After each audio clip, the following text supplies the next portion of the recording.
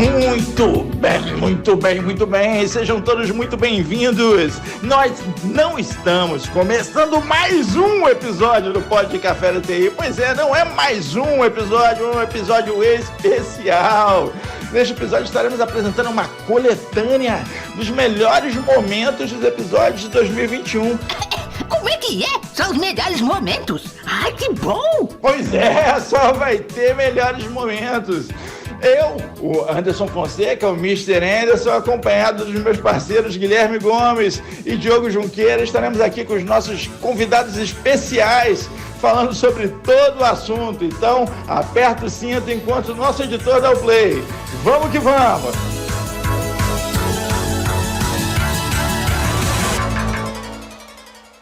Uma coisa que vocês sabem melhor do que eu, tecnologia de segurança da informação, a gente está falando em proteger, sim, a privacidade do indivíduo, daquele titular, mas, em última análise, também proteger o interesse que é da própria sociedade, né?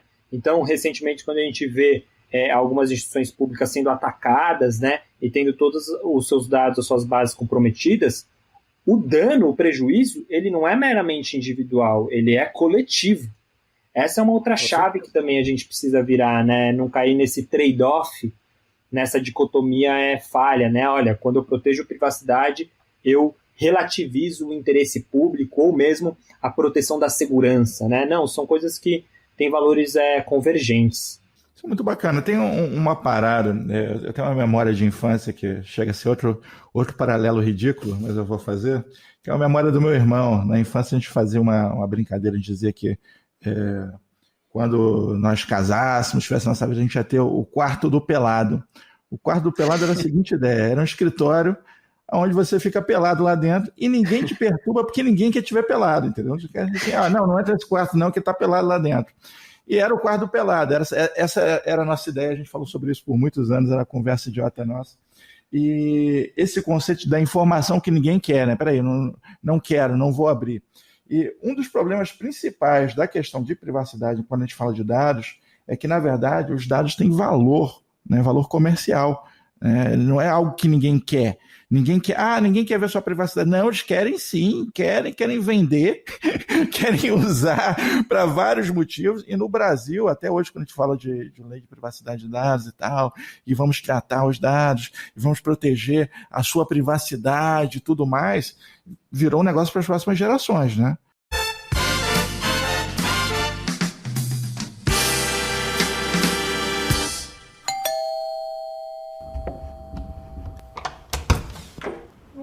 Oi, Laura, tudo bom? Oi, Gomes, tudo jóia? E você?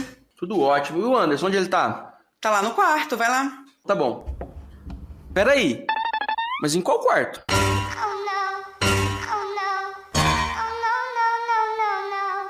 E quando a gente fala que na TI a gente já tem um grande problema, às vezes, de pessoal e mão de obra qualificada, quando a gente traz esse novo desafio de teletrabalho, do pessoal fora dos escritórios, às vezes gerenciar isso tem que acontecer, não é um negócio que a gente pode deixar para depois. Às vezes você conseguir montar a equipe e começar a pôr isso para rodar é um problema. E quando você consegue fazer isso via terceirização, né, ou via prestação de serviço, que é o que a Venco-IT vem fazendo aí com alguns clientes, acaba matando ali dois problemas de uma vez só. Né? Você consegue ter uma gestão completa, com um profissional certificado, um profissional qualificado, e consegue atender essas medidas básicas de segurança, que é algo que a gente já vem batendo nessa tecla há muito tempo, né? Essa parte de gerenciamento de endpoint é um negócio que as empresas deixavam de lado, todo mundo focando em gerenciamento da infraestrutura corporativa ali, do servidor, dispositivo de rede, e a parte de endpoint, que querendo ou não é o elo mais fraco do negócio, ficava meio, não, tem um o Windows atualiza o Windows ali automaticamente e o resto... Para começar, endpoint é toda a ponta lá, né? Todo terminal, todo ponto de acesso à rede, ele é um endpoint, e hoje em dia qualquer empresa está aí lidando com centenas deles e cada vez mais, né? É cada vez mais crescente. Então, para você que é estudante, esse é o futuro. Já fica ligado porque é essencial e está um movimento crescente nas empresas, que eu posso dizer aí, baseado... Eu costumo falar de um tripé, de 3 P's aqui, né? Produto, processo e pessoas. E nisso aí você tem que ter as pessoas que conhecem a tecnologia que está sendo, né, os produtos que estão sendo utilizados. Você tem que ter um produto como o Desktop Central, especialista para fazer esse tipo de gestão. O gestor precisa de visibilidade, precisa de uma ferramenta que tem uma atuação rápida, né, automática, e tem que ter os processos bem desenhados, né? Então, a nossa consultoria está preparada para desenhar esses processos, para implantar a solução, né? E entra com pessoas, ou a gente treinar as pessoas também que estão dentro do cliente. Então, existem vários formatos aí que podem ser utilizados. Já existe soluções como o NAC, né, o Network Access Control, que são tecnologias que só máquinas reconhecidas na rede é que vão vão ingressar dentro dessa rede. É uma forma de Zero Trust, né? Quer dizer, eu vou tirar todo mundo e só vou colocar aquilo que eu preciso. Né? Aquele famoso sistema de colocar o MAC address dos notebooks que vão acessar, por exemplo, o Wi-Fi da empresa, né? De novo, eu elimino todo mundo, ninguém acessa, só vai acessar aqueles que realmente eu quero. Esse é o conceito, mais ou menos, né? Mas existem tecnologias, softwares e sistemas, né, que vão implementar toda essa solução em todos os níveis e níveis dentro da rede. Qual tipo de empresa, qual tipo de negócio você recomendaria a prática do Zero Trust, Dario? Eu acho assim, né, o segurança da informação ela precisa ser pensada de uma forma muito mais ampla e não somente em frameworks ou tecnologias específicas, né? O que o ouvinte tem que entender é o seguinte: segurança da informação é uma gestão de risco, né? Como a gente faz na nossa vida pessoal quando eu decido fazer alguma coisa do tipo sair andando na rua durante a noite, né? É um risco que eu estou correndo, né? Andar com dinheiro no bolso, enfim, todo esse tipo de coisa que a gente vê, a gente acaba tendo que mitigar o risco. A segurança da informação é exatamente a mesma coisa, né? Então, a primeira coisa é entender onde está a sua pepita de ouro, né? Quer dizer assim, a joia da coroa, né? Onde é que está essa minha informação, esse meu dado? Porque no centro de tudo isso tem uma coisa chamada dado, informação. É isso que tem valor, né? No mundo moderno, inclusive colocando aí até questões de mídias sociais e tudo mais, a gente vê, né, uma guerra muito grande. O usuário Total Trust é aquele cara, inclusive eu conheci um Total Trust recentemente. O cara é um fiscal do governo aqui municipal. Ele falou assim: não, olha, é o seguinte, entra governante, sai governante, eu estou aqui, entendeu? Então, assim, quem agiliza as coisas sou eu, cara, quem resolve sou eu e tal, e você pode confiar em mim, porque isso aqui eu tenho um caminhozinho ali por ali e tal. Então, assim, o secretário nem manda tanto, porque se a gente não colocar a mão nada acontece, não sei o que lá. Eu falei assim: caraca, esse cara é o governo por trás do governo, entendeu? Ele é o Total Trust. Ele tá me afirmando verbalmente que ele manda mais do que o prefeito, entendeu? Porque, assim, cara, se eu não fizer, não vai acontecer, entendeu? Então, confia em mim. Aí vem, pô, sou eu, cara, você não vai liberar isso pra mim, você me conhece, tô sentado aqui do seu lado. E aí você tem que fazer aquela pergunta: mas pra que você precisa, né? Pra quê? Qual é os desafios hoje da segurança da informação? Então, no momento, acho que de uma pandemia digital, todo dia um vazamento novo, quem acompanha ali o noticiário, o CISA Advisor, o Security Report, fica impressionado com a quantidade de vazamentos e de ransomwares e outros malwares que aparecem a cada dia no noticiário. E a gente está num momento crítico, e a cada vez que a gente está nesse momento crítico, eu vejo o budget, o pessoal, os C-levels, né, os CEOs, CFOs, etc., pressionando para cut de budget. Ou seja, então, o pessoal ali, o CISO, o pessoal que cuida da segurança, fica naquele dilema. O que fazer nesse momento, Anderson Figueiredo? Bom, esse momento se repete há muito tempo, né? Na realidade, toda vez que aparece alguma coisa nova, né? A gente acabou de falar um pouquinho antes aí, estão mais conectados, né?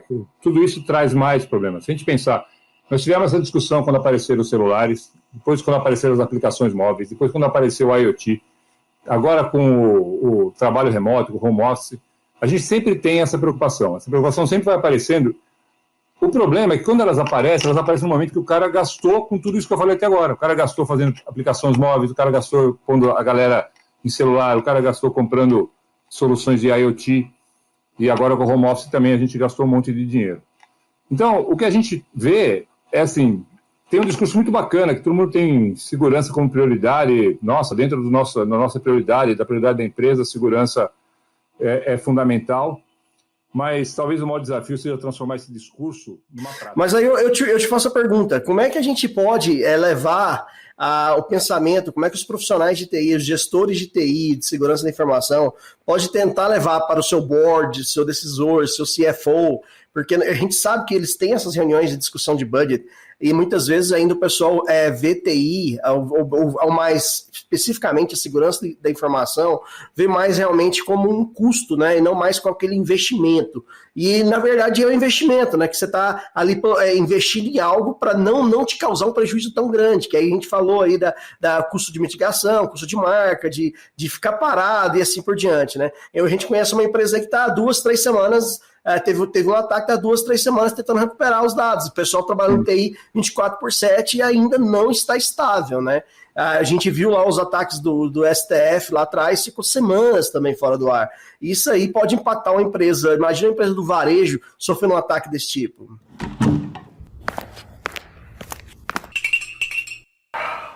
Aquele cara, normalmente, Andrei, fica falando assim, não, eu vou deixar os caras dependentes de mim porque eu fico aqui o resto da vida. E é o que mais tem, eu vejo muito, infelizmente. Eu herdei isso aqui, né? Inclusive, vou te dar um exemplo rapidinho. Quando eu cheguei na Pátria em 2011, me pediram para criar uma conta no AD. Mandou e-mail, né? Peguei, criei a conta no AD. Todos nós aqui sabemos a dificuldade que é criar uma conta no AD. E respondi um e-mail, cara, juntando o tempo que eu saí para tomar café, voltei e fiz 5 minutos. A sócia me chamou, falou, vem cá, você já criou? Eu criei, por quê? Ué, toda vez que a gente pede aqui, demora 30 dias para poder criar uma conta. Enquanto isso, o funcionário novo fica usando a senha de nós aqui. Meu Deus. Do Diogo.Junqueira lá. O André Oliveira vai usar o Diogo.Junqueira durante 30 dias até sair a maravilhosa... Até parir a conta do AD, né? Era um parto. Cara, quando eu falei isso, ela falou, não, tá bom, obrigado, bicho. Deu pra ver o ódio na cara dela. Com certeza.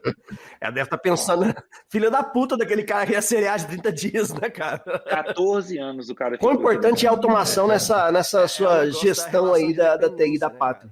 Cara, é simplesmente 90% do meu trabalho que é feito, que a automação já faz por mim hoje.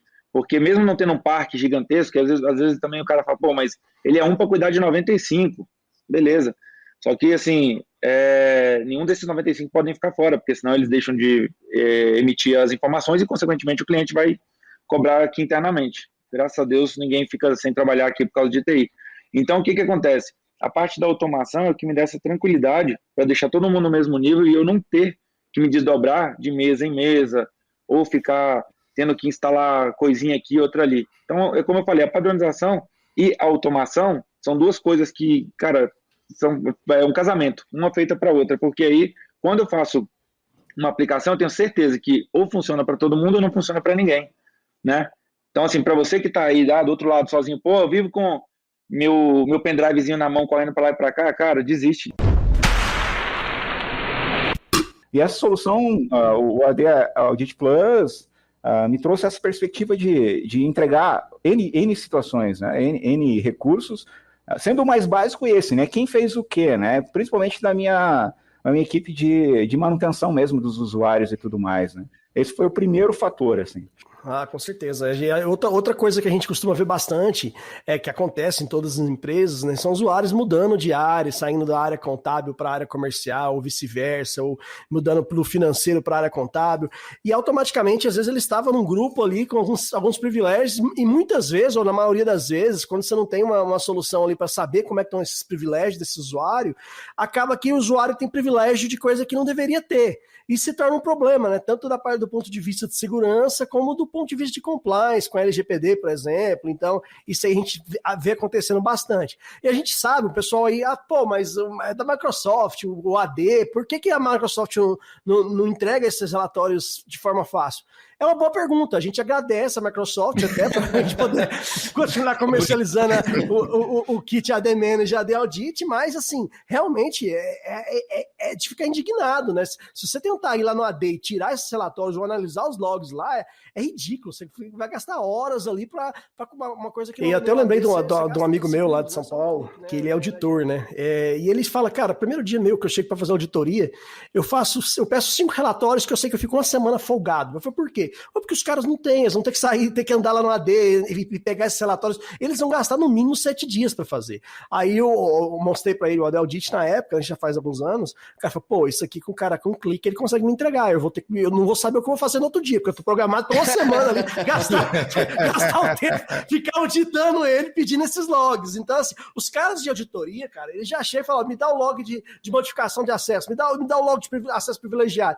Eles pedem alguns relatórios que estão prontos, né? A gente costuma falar que dentro dos relatórios do AD Audit, se existir alguma auditoria, alguém da empresa precisar e não tiver na lista de relatórios, a BNG Engine entrega em 24 horas, porque assim, em 11 anos de empresa nunca aconteceu de ter um relatório que não está lá. Às vezes o cliente estava com outro nome, em outro local, mas sempre tem um relatório. Mas do ponto de vista tecnológico e do ponto de vista até social e financeiro, muitas vezes, esse consumidor ele é hiper vulnerável. Por quê? Porque ele tem acesso, mas ele não sabe o que ele está fazendo. Então, muitas vezes, para ele ter aquela dimensão de que aquelas informações que ele está acessando podem eventualmente ocasionar algum tipo de dano a ele mesmo, se forem utilizadas por um terceiro de maneira maliciosa, ele está perdido no rolê, gente. Ele não sabe o que está acontecendo.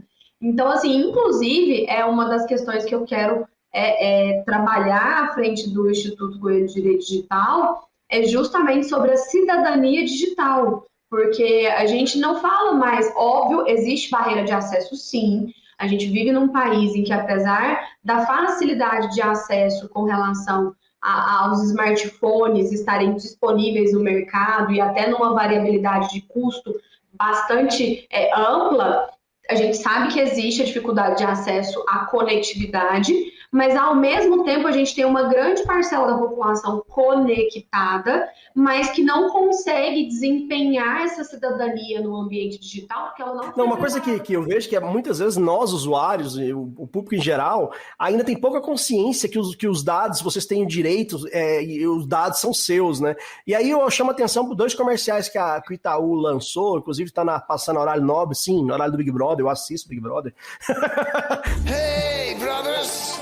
Revelações nesse momento. Diogo com K. Diogo, não, para. É Diogo com Y, rapaz. É com Y. Não vou te julgar, não, Diogo.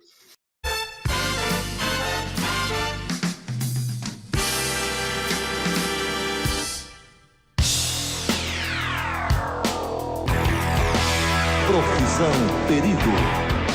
Sejam muito bem-vindos às instalações da Fundação Fênix. Nós contratamos a Degri para desenvolver as soft skills de cada um dos nossos funcionários. Vou passar a palavra para a nossa instrutora, que vai estar dando seguimento com vocês. Muito obrigada pelas boas-vindas. Primeiro eu vou entrevistar cada um da equipe para conhecermos seus talentos e quais skills vamos desenvolver. Vou começar aqui pelo senhor MacGyver.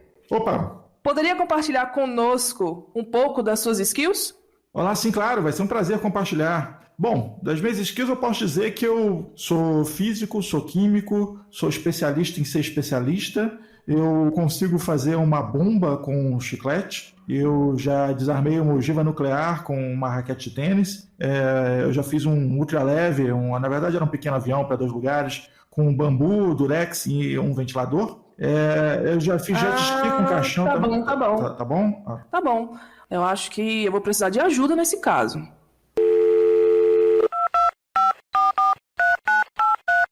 Alô? É do hospício?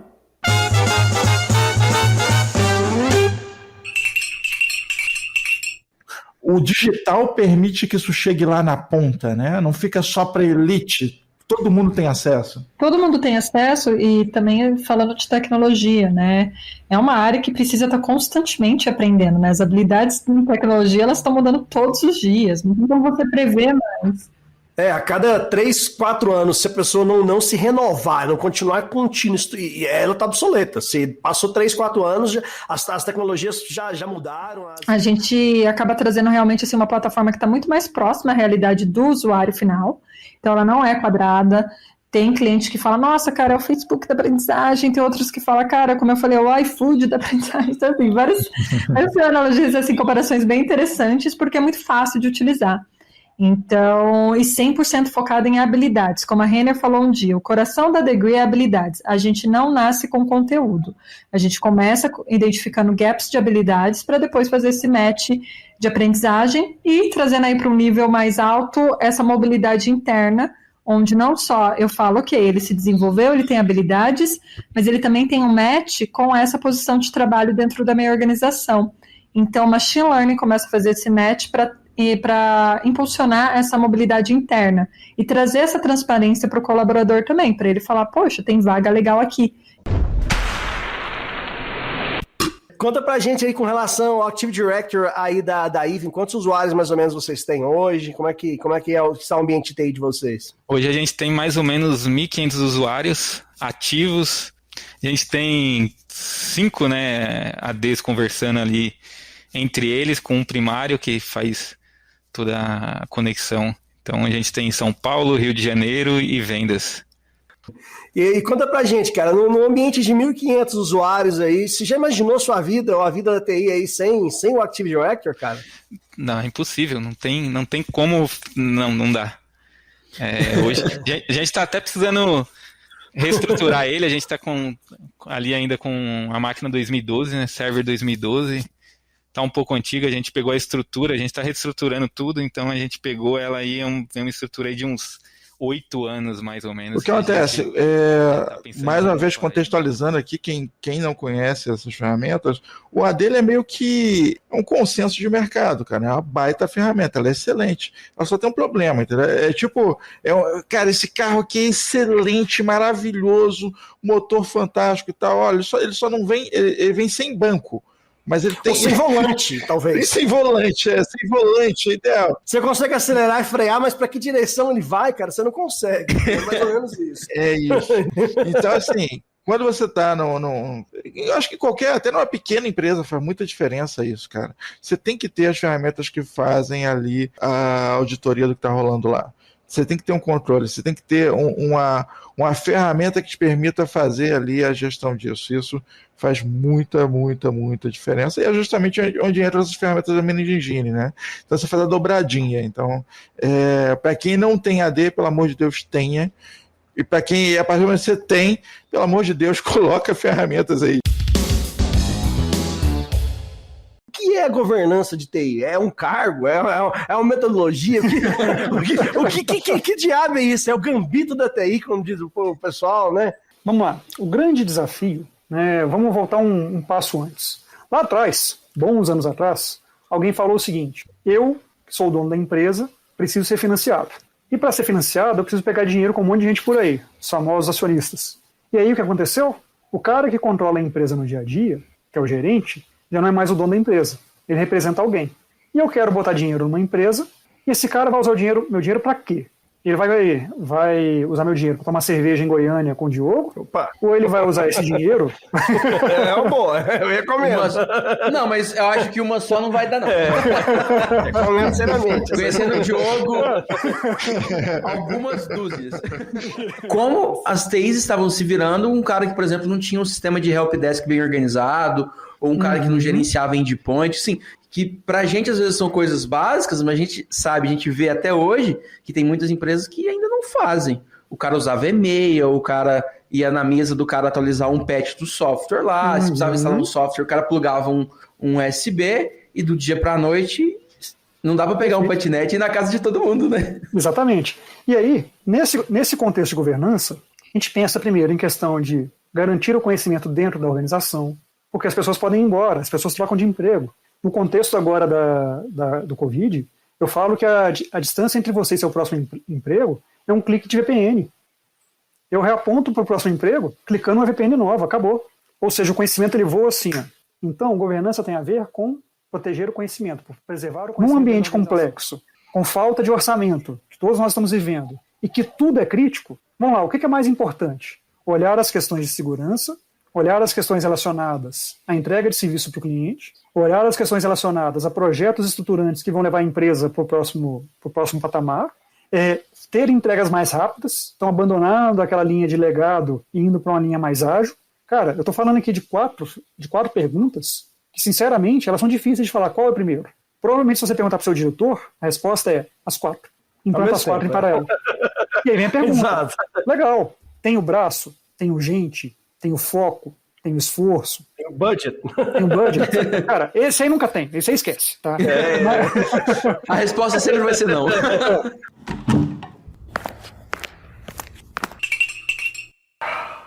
Os processos trabalhistas aí tem que considerar essa nova realidade, né? E não sei como isso vai ser ainda, que a gente... E já tem normativas específicas para o teletrabalho, onde não exigem esse tipo de controle de ponto, entendeu? Onde você pode usar outros parâmetros aí para estabelecer essa questão do trabalho. Então, o judiciário, as leis, vem mudando, assim, até na frequência, tinha dia que em 4, 5 dias mudava a lei 4, 5 vezes por causa de questões para tentar adaptar uma nova realidade. Então, isso aí a gente não pode negar, tem tido avanços, né? Muita coisa avançou. É lei, né, gente? A gente tem que tomar um cuidado a mais com esse tipo de coisa.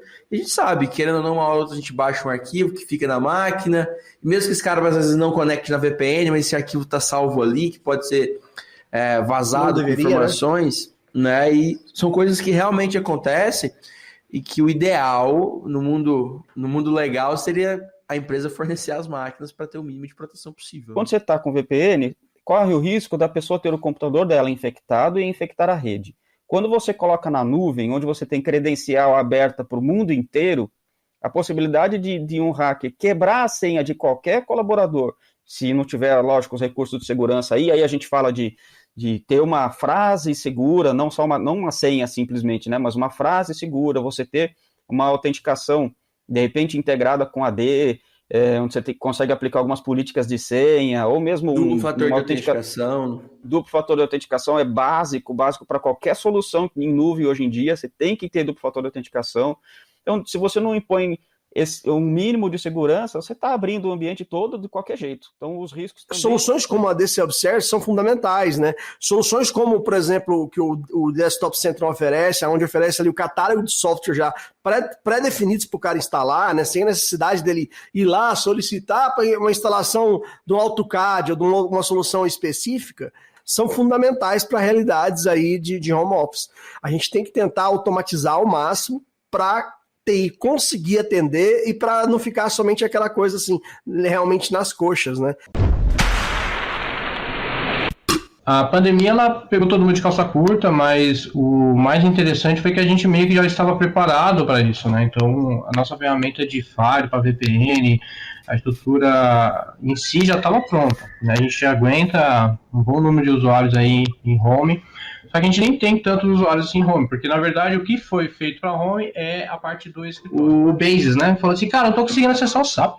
Aí ele logou e me mandou um print. Era a tela do Ransomware falando assim que a máquina estava comprometida e que tinha que pagar lá nem lembro quantos Bitcoin ele tava pedindo lá. Mr. Robert, vamos pôr assim. Mr. Robert, cara.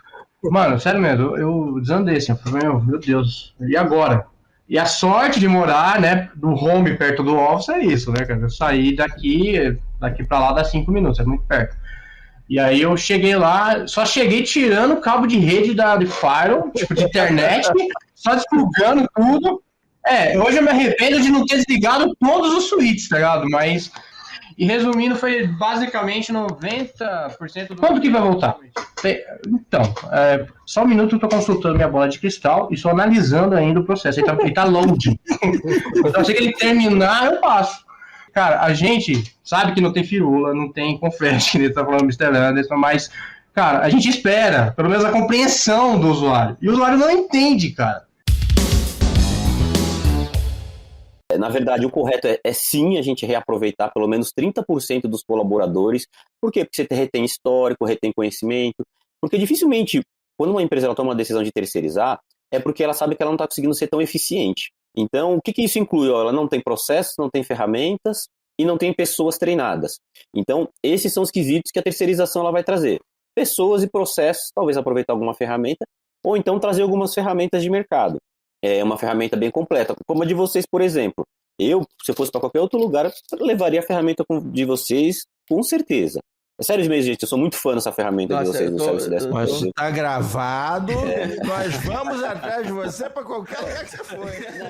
Quando você traz uma equipe de fora, normalmente a sua equipe interna ou não está dando conta, ou não tem perfil, ou não está plenamente capacitado, enfim. Então, existem demandas ocultas ali, né? Então, se você tira por referência a produtividade da equipe que está presente, é certo que você vai falhar, né? Mas acho que isso depois estabiliza também, né? Depois acaba reduzindo, né? Se você utiliza alguns indicadores bem maduros para acompanhamento, porque o importante é você acompanhar, né? Você ter todo o controle, né? Você só controla aquilo que você mede. Se você não mede, você não controla. Então, você ficar na percepção do que é intangível, fica um pouco complexo. Isso acaba acontecendo muitas vezes. Então, você tem os indicadores muito bem configurados, tendo ali a visão de tempo real do que realmente está acontecendo, porque assim, desvio vai ter, não tem como. Se não tivesse desvio, a gente não tinha trabalho. Então, assim, o importante é como você trata esse desvio. Como que você aponta? Sempre com transparência, mostrando ali, ó, tivemos um gap aqui e vamos corrigir esse gap. Então, por isso que é tão importante você ter os indicadores. Dá uns exemplos para a gente aí de indicadores legais. Na verdade, os indicadores, indicador de produtividade, por exemplo, de você saber quanto um colaborador está fazendo, está sendo produtivo no dia. Então, eu utilizo normalmente uma meta de corte, que nem field service. São 7 chamados por dia, que ele tem que atender em média. Qualquer coisa menos que isso, está tendo algum gap. Aí você vai entender o porquê que ele está com essa morosidade para atender. Será que é porque ele é um colaborador novo, ele é júnior? Ou porque ele está com alguma dificuldade em alguma ferramenta? Então, são algumas coisas que você acaba mapeando.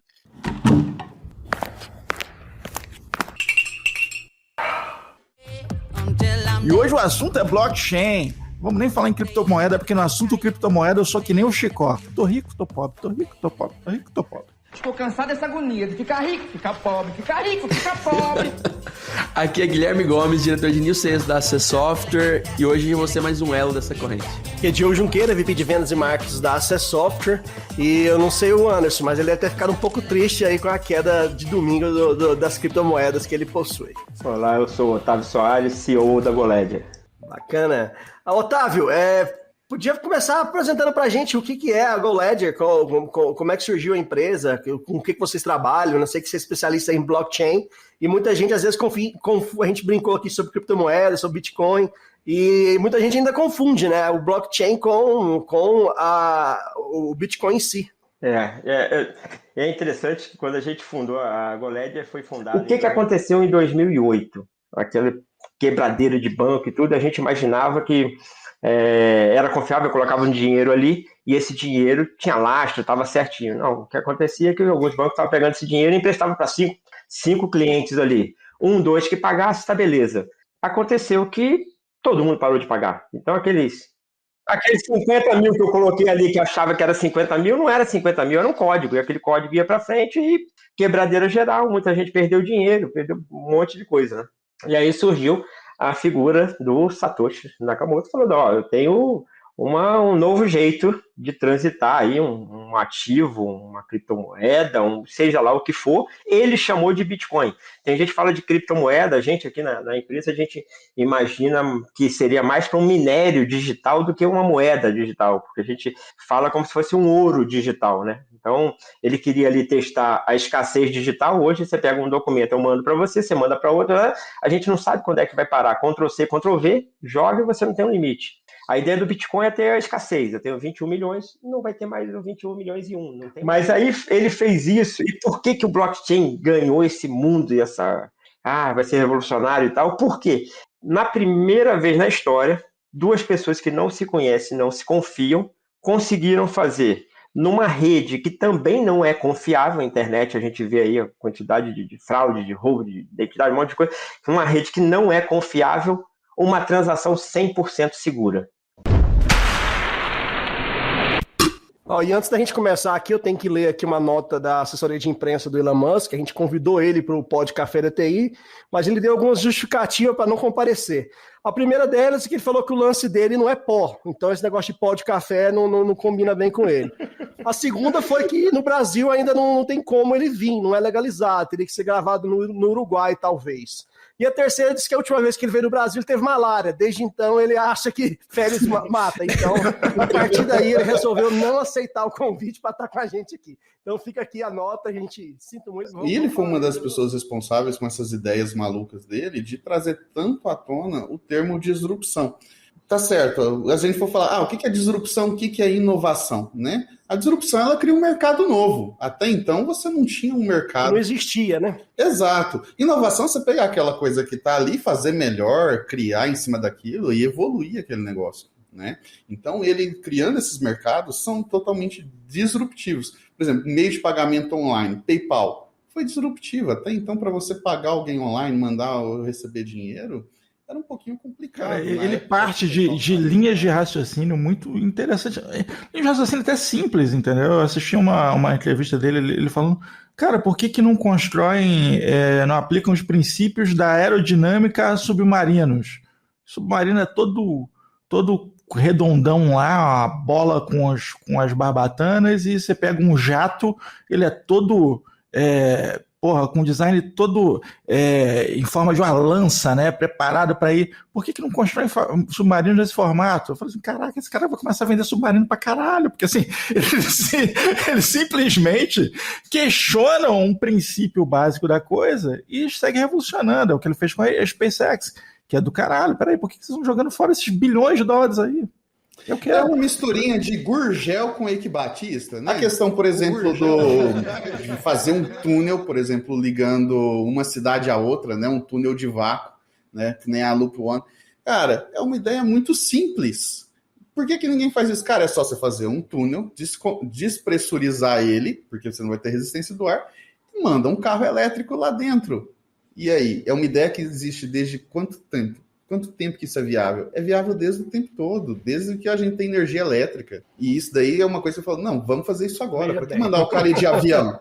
O cara é muito rápido, né? Você não precisa mandar o cara voando, você não precisa gastar o tanto de energia que você precisa para decolar um avião ou alguma coisa. Simples, coloca ele num tubo de vácuo, selado, e o cara vai rápido.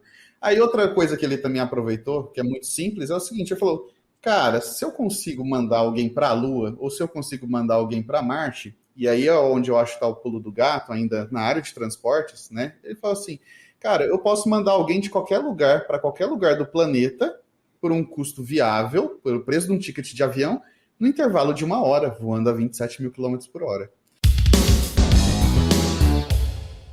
E aí, durante esse processo, eu cheguei na parte de assinatura eletrônica, que eles usavam uma outra ferramenta também, que na época era o DocuSign, que acho que é um player bem famoso aí. Eles são clientes nossos também, tanto no Brasil quanto nos Estados Unidos, então é uma coisa. Eles tinham um contrato, só que o problema é que eles estavam usando muito pouco, né, do DocuSign, então a gente começou a procurar uma ferramenta que, de novo, né, a gente estava nesse exato momento de, cara, precisamos definir nosso stack global, então a gente vai usar o Slack, o Rocket Chat ou o Google Chat, sabe? A gente fez várias dessas escolhas. O CRM, que eu acabei de mencionar, também foi uma delas. E aí foi que a gente chegou no HelloSign, porque o meu primeiro contato com ele foi via integração com o HubSpot. E o DocuSign, por exemplo, ele não tem integração. Porque uma das coisas que a gente sentiu como dor do nosso fornecedor aqui no Brasil, por exemplo, foi que a gente chegou a enviar um contrato e o cliente não quis assinar, porque ele não conhecia a ferramenta. Então ele teve uma desconfiança ali e falou, cara... E isso a gente nunca tinha tido com o DocuSign.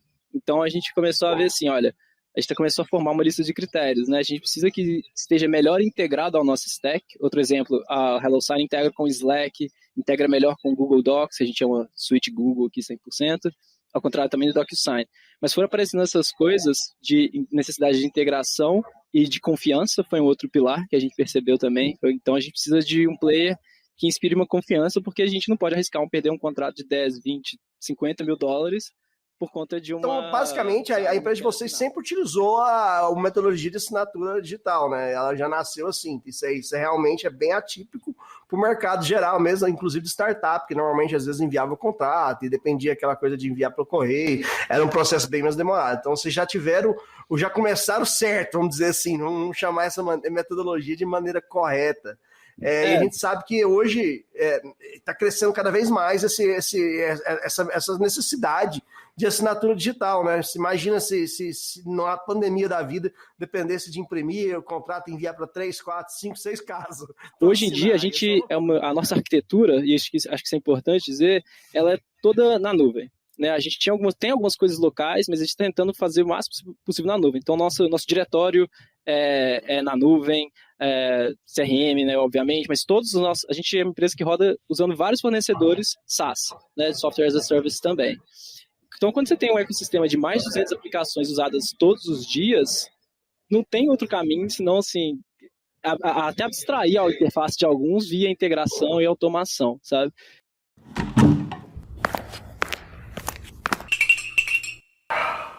O Purple Team é o meio de campo, Diogo. É o cara que tá ali entre a defesa e o ataque, fazendo a bola correr de um lado pro outro.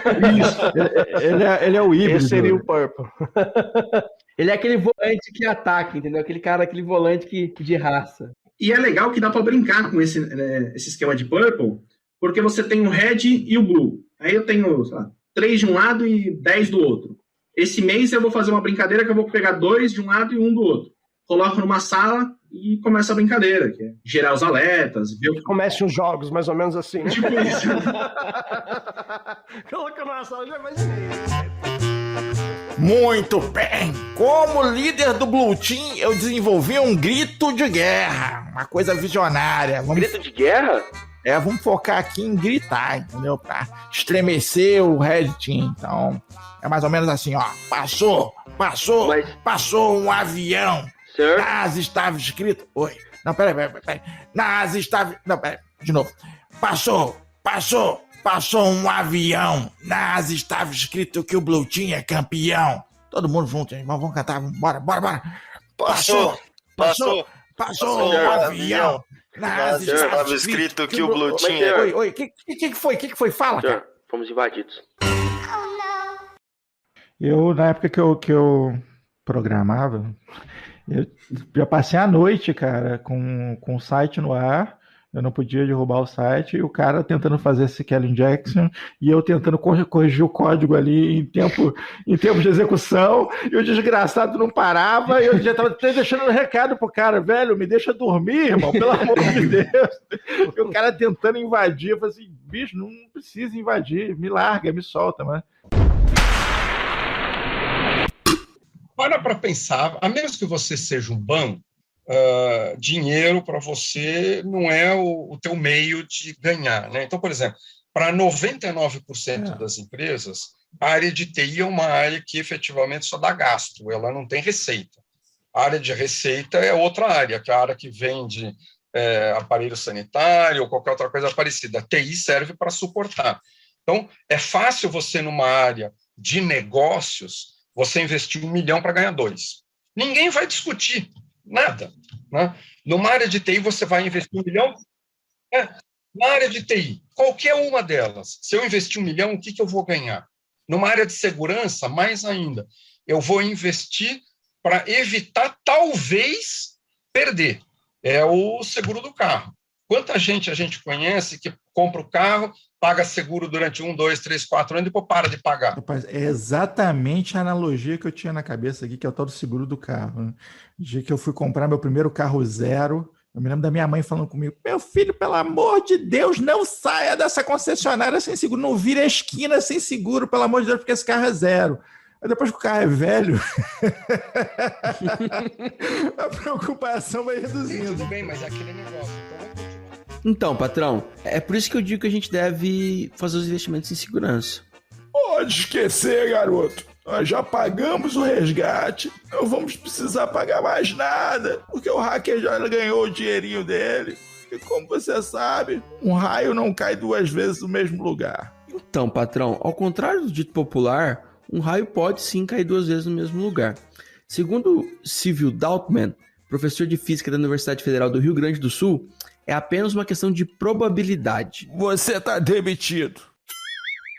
Tenho acompanhado aqui de perto, a minha esposa, ela é médica e trabalhou de frente aí na Covid, vem trabalhando desde o início. Posso dizer seguramente que ela já atendeu mais de 1.000 pacientes com Covid diretamente e nunca foi contaminada. E aí, poxa, como que ela nunca pegou? Algumas pessoas falam com surpresa, né? Com ar de, cara, como assim ela nunca pegou? Já tratou mais de 1.000, botou a mão. Nunca pegou, claro, porque ela estava protegida. É um conceito muito, muito simples, na verdade.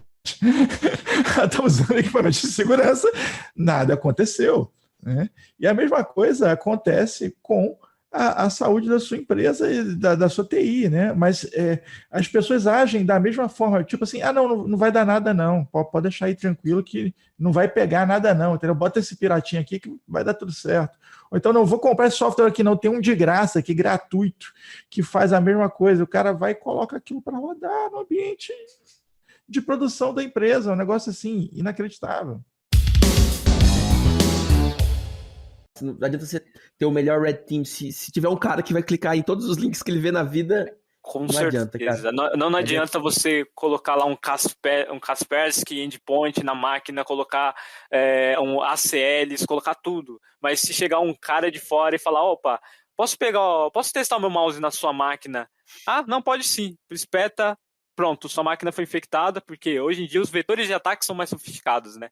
Hoje, né, um profissional que manja de hardware hacking, né, cara lá que pega os hardwares, desenvolve vetores de ataques utilizando qualquer tipo de periférico, né? Tipo um mouse, um teclado. Ele bota o código no mouse, drive, né, bota o código no mouse, você espeta o mouse e infecta. Sim, o que ele faz? É USB, né, cara? É um famoso bad USB, né? E o que eles fazem? Eles compram uma plaquinha micro com uma placa de desenvolvimento, geralmente um DigiSpark, né? O nome da plaquinha, que ela é bem pequena. Então, aquela plaquinha, você consegue, ele se desenvolve, né? Utilizando a linguagem C, linguagem do Arduino ali, se desenvolve um script e que com um dos vetores mais comuns, né? O atacante, ele sempre coloca o seu malware em um domínio, em um servidor na internet para que o download seja replicado. Então, na hora que ele monta tudo certinho, ele coloca lá, ele monta o mouse, o bad USB, bonitinho, parece o mouse, ele fecha com vamos dizer que o mouse só seria a carcaça, né? Mas ali dentro tem uma placa de desenvolvimento, uma plaquinha que vai executar uma ação no computador da vítima. E aí já era. É que nem você chamar seus amigos e falar, vamos para um churrasco, mas eu pago. Todo mundo vai, né? Todo mundo vai. O Diogo já fala assim, ó, Heineken Free, o Diogo tá clicando, Aí chega lá o encontro da Rinode. Aí você fala, não, só que pra você ir pro meu churrasco, eu quero o seu CPF, eu quero o seu RG pra fazer um cadastro, quero isso. Pior ainda, se o cara chega lá e te chama pro churrasco, te manda o endereço, você vai lá, se arruma, vai pronto pro churrasco, chega lá o encontro da Rinode, cara. É um pouquinho pior. Sempre pode ser. Esse é o pior cenário.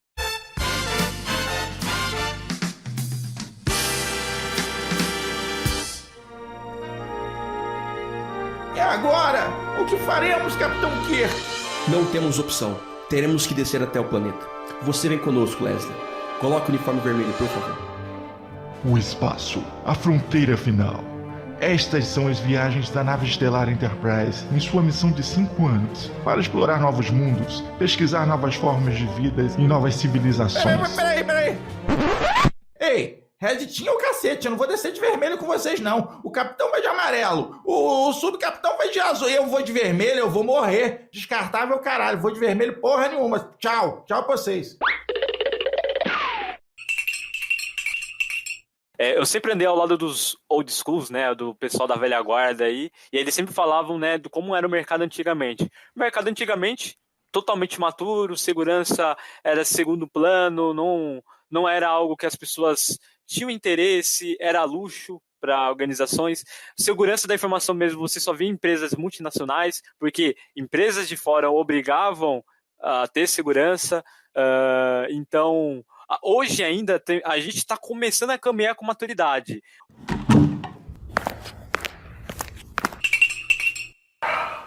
Surgiram muitas tecnologias que estão transformando a área de saúde. Uma das principais é o uso de inteligência artificial, né? Então, com a inteligência artificial, hoje você pode fazer os exames com muito mais precisão, muito mais rápido. Com a telemedicina, você tem uma série de atendimentos que você pode fazer à distância, né? Desde, por exemplo, telepsicologia, Era uma coisa que eu não conseguia entender, por exemplo, quando é a telepsicologia, né? Você tem que ir no consultório para ser atendido. Eu achava um absurdo, porque não fazia muito sentido. Você ia lá e tá conversando, você consegue. Nós estamos aqui, nós 4, todo mundo em vídeo, nós conseguimos conversar normalmente. Então não tem por nada é afetado, né? Então foi algo que demorou demais, teve que vir uma pandemia, uma tragédia. O que acontece? Eu tenho observado, e aí é um bate-papo aqui, ver se você também observa isso. Que a previsão, o tempo entre as minhas profecias e o tempo delas se cumprirem reduziu muito, entendeu? Antigamente eu via uma tendência tecnológica e, levava 5 anos. Eu falava, isso aqui vai ser assim. 5 anos depois, aquilo, né, se consolidava, né? E você que está justamente aí em notícias, vendo aquilo que é tendência, está acontecendo muito rápido agora, é só impressão minha, porque assim, eu vejo umas notícias e de repente, pum, já está aí espalhado com acesso para todo mundo. Você percebe isso também? Hoje tem muitas tecnologias que facilitaram a aceleração do desenvolvimento de novas tecnologias. Então, a tecnologia de nuvem, onde você pode fazer provas de conceito sem ter que contratar grandes espaços de computação.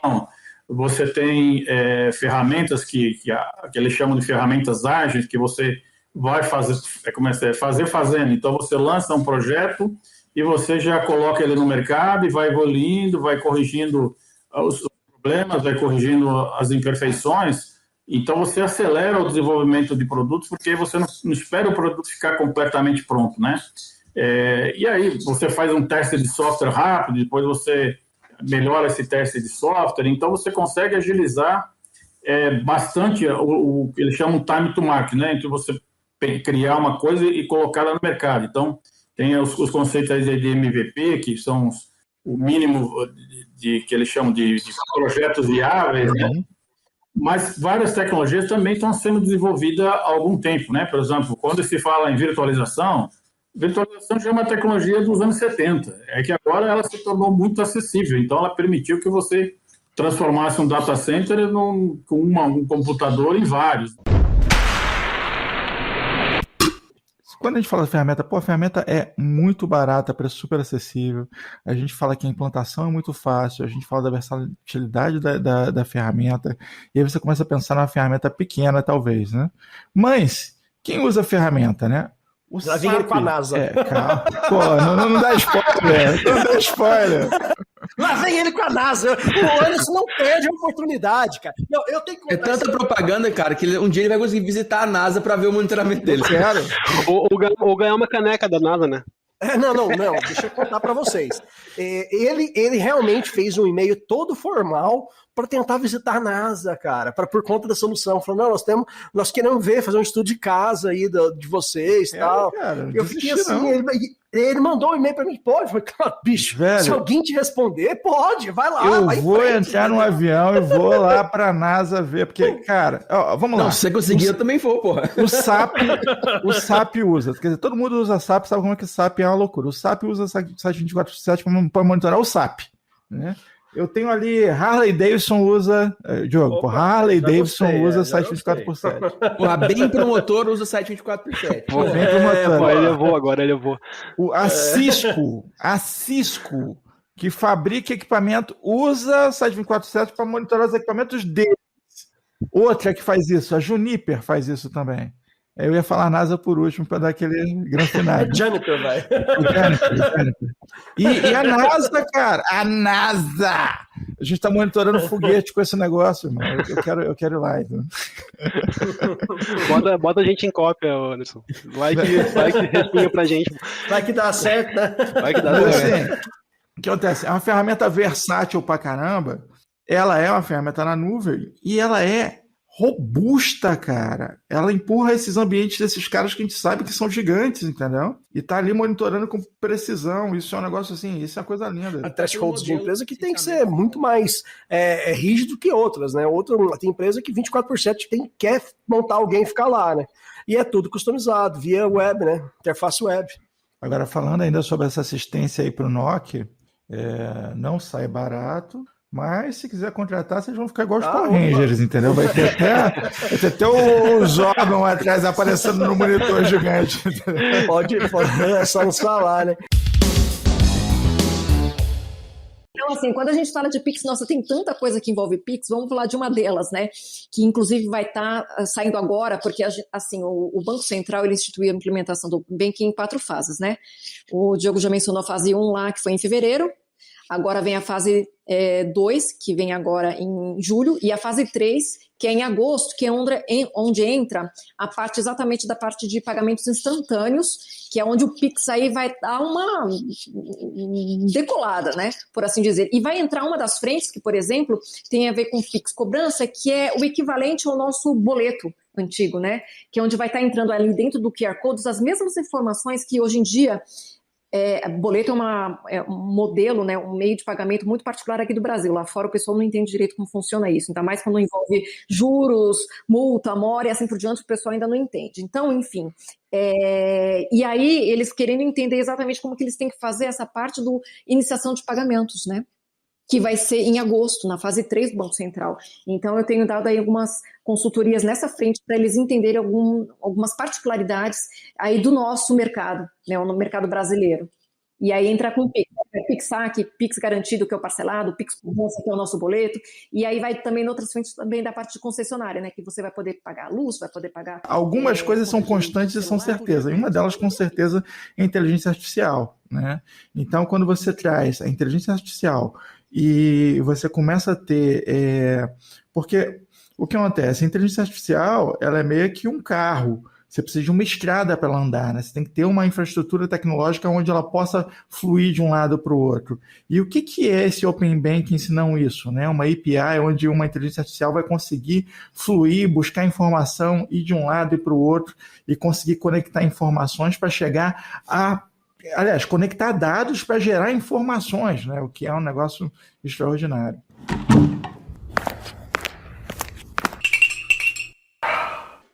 E aí uma pergunta que eu tenho ouvido diariamente quando eu converso com clientes, com amigos, ainda dá tempo, doutora? LGPD, ainda dá tempo? Aí você chega e pergunta, o que você fez? Então, veja bem, o cara fala, nada, né? Então essa pergunta, eu não sei se você tem ouvido, mas a gente ouve bastante do lado de cá. Não é uma questão de ainda dar tempo, é uma questão que tem que fazer, né? Eu ia falar, tem que dar tempo, mas não dá. Agora, a verdade é, se o seu deadline, né, como o pessoal aí dos projetos, das empresas gostam de falar, se o seu deadline seria agosto, né, para estar numa situação confortável antes de haver essa possibilidade das multas por parte da Autoridade Nacional de Proteção de Dados, esse tempo aí, a gente tem um mês praticamente, em um mês você só conseguiria fazer a adequação de uma empresa muito, muito, muito pequena e até mesmo a questão da aculturação, né, da transformação da cultura, etc. Em um mês, gente, a gente não consegue transformar nem... Não sei nem o que a gente consegue. A gente não consegue perder nem peso. Desculpa, doutora, eu vou ter que discordar de você. Em um mês dá para construir 8 estádios até. Verdade, não. É verdade, tem isso. Mas eu ia fazer a comparação que em um mês a gente não consegue nem perder peso, né? Eu, pelo menos, assim... Não, nada. Eu consigo ganhar o que eu perdi. Sobre essa questão, que essa pergunta do encarregado é top 10, né? Você tem que ter um encarregado. A gente consegue responder essa pergunta com base na prática. As pessoas, às vezes, estão muito preocupadas em cumprir requisito e, às vezes, é um requisito que, na prática, ela nem vai precisar e que, de alguma maneira, ela vai conseguir suprir essa necessidade. Mas, por exemplo, eu tenho uma empresa com 1000 funcionários e aí eu não tenho nenhuma área específica que cuida disso, não tenho jurídico interno, não tenho ninguém para dar um suporte ali para a parte de tecnologia, eu vou ter que ter um encarregado? Ora, como é que você não vai ter um encarregado? Aí eu te devolvo a pergunta, como você não vai ter um encarregado? Não é fácil responder essa pergunta. Eu vou precisar ter um encarregado? Você tem condições de não ter um encarregado? Se você não tivesse, você fala, não, eu tenho pouquíssimos funcionários, não tenho consumidor final, meu banco de dados aqui é bastante restrito, eu já tenho talvez um jurídico interno aí que está preparado para LGPD, e já tenho meu time aí da TI que está bem alinhado. Vamos esperar, então, para ver qual vai ser o posicionamento oficial da autoridade com relação a isso. Mas se você tem uma empresa com 2.000 funcionários, uma base de dados com 100.000 CPFs e acesso remoto e acesso em nuvem, não tem uma política de privacidade, não sabe nem se seus funcionários são contratados por CLT, se são terceirizados, se tem um termo de confidencialidade, como que a sua equipe de TI está contratada. Aí, amiga, eu vou te perguntar, como você não vai ter um encarregado? E aí chega até um ponto que, às vezes, muito profissional de TI ainda não tem essa mente aberta, a gente tenta aqui todo episódio que é possível explicar, que é a questão que muita gente acha, não, mas essa inteligência artificial vai substituir pessoas, né? Igual o Anderson brincou ali, vai demitir fulano de tal. Não é bem por aí, né professor? No caso, esse pessoal que está ali pagando incêndio o dia inteiro, fazendo aquele, entre aspas, serviço de corno ali, né, que daria às vezes para automatizar, utilizando a inteligência artificial, ele poderia estar trabalhando em áreas criativas, em áreas que trazem realmente benefício e transformação digital para o negócio, que é o que seria maior valorizado dentro de uma empresa. Né? Isso, acho que nessa linha, né, é uma discussão filosófica. Né? A gente sempre avança com tecnologia, desde lá do início da industrialização, né, das primeiras eras industriais. Se a gente pensar na agricultura, né, as máquinas a vapor substituindo o trabalho humano, por exemplo, isso não vai ser diferente se a gente olhar 10, 20, 30 anos para frente. A tecnologia vai avançar e vai exigir mais das pessoas no sentido de se especializar. Né? Então, eu diria que tudo que é operacional vai ser automatizado. É uma oportunidade de ser automatizado. É a lei, eu acho que, da evolução da tecnologia, né? Enfim. Isso não quer dizer que a gente está indo por um mau caminho. Se a gente olhar a história, na minha avaliação, a gente evoluiu bastante. É insano pensar que lá, há 100 anos atrás, há 80 anos atrás, e talvez nem muito distante, né? 40, 30 anos atrás, as pessoas ficavam 12 horas dentro de uma indústria, fazendo o mesmo trabalho repetitivo, né? Sem ter muitas interações, naquele modelo comando e controle. Faziam hora extra no final de semana, né? Raramente tiravam férias. Então, quando a gente faz essa abordagem, até compara depois com a agricultura, enfim, a gente vai ver que a gente tem evoluído. Né? E quando eu olho para frente, a minha visão dentro da tecnologia é positiva. Eu acho que vai, né, não tenho dúvida que vai substituir profissões, muitas profissões vão deixar de fazer sentido, novas profissões vão surgir, e quem não se aliar à inteligência artificial, ou seja, aquele profissional que não entender o processo e não usar a inteligência artificial a seu favor, esse tem mais chances, né, de não conseguir ali se posicionar ou se reinventar, enfim. Mas é fato que a gente tem problemas, né? Por exemplo, no Brasil tem deficiência de formação. Você consegue dar algum exemplo prático aí para a gente, alguma aplicação, alguns casos de uso legais da tecnologia? Vou pegar um exemplo que é bastante aplicado, né? Imagine que você tem uma TI que tem lá monitoramento, né? Tem vários monitoramentos.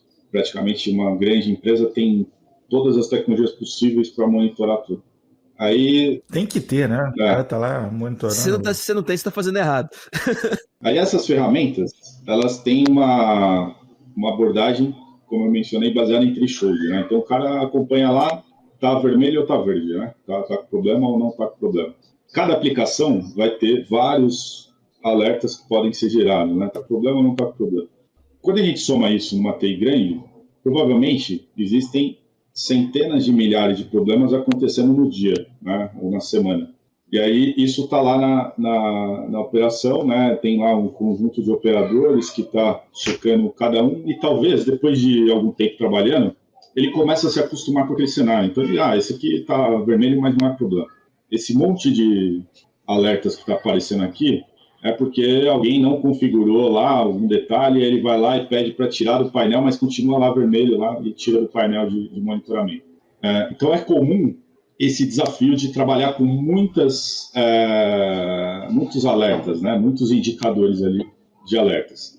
Se a gente joga isso para um modelo de AIOps, vou pegar um dos cenários que é bastante aplicado, é redução de ruídos. E o que é essa redução de ruídos? É como você procurar uma agulha no palheiro, né? Você vai ter lá um monte de cenários, você quer saber aonde eu tenho que atacar.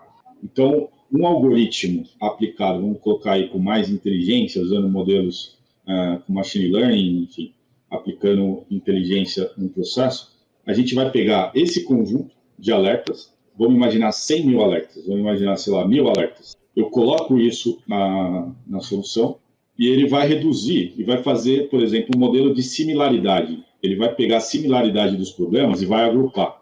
Ele pode entender que aquele conjunto de alertas que está ocorrendo porque a memória da aplicação passou de X% e gerou um problema. Só que isso gerou vários outros impactos. Como ela está com problema de memória, começou a gerar outros impactos. Por exemplo, o uso do disco, alerta de tempo de resposta da aplicação, e foi aumentando.